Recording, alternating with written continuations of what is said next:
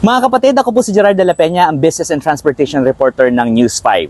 So goodbye, Republikang walang plaka na tayo dahil ibinalita ng Land Transportation Office na natapos na nila yung backlog na mahigit 5 milyong plaka ng motorsiklo at ito yung mga backlog noon pang 2014. So yes, kung kayo po ay may motorsiklo simula pa nung mga taong yung mga panahong yon, ay pwede na po ninyo makuha ang inyong plaka. Pero teka muna, paano nyo malalaman kung available na pala yung inyong plaka? Ni-launch din ng LTO yung kanilang bagong-bagong LTO Tracker app. So tatype nyo lang po sa inyong browser ltotracker.com. Ulitin ko ha, ltotracker.com. At lagay nyo lang po doon yung inyong plate number at doon nyo malalaman kung nasaan yung inyong plaka. At meron ding option doon na pwedeng ipa-deliver yung inyong plaka para mas mabilis. Pwede rin itong makita doon sa eGov app. So buksan nyo lang po yung inyong eGov app, hanapin ang LTO, and then hanapin yung LTO Tracker at yung app.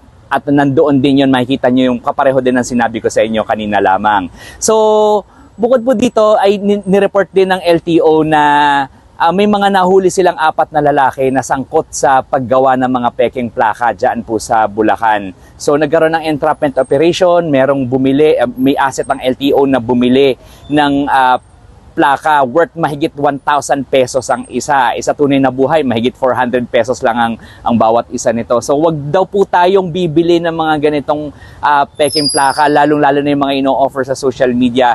Dahil yung gumagawa nito pwedeng makulong at tayong gumagamit nito pwede tayong makasuhan at mapagmulta ng LTO.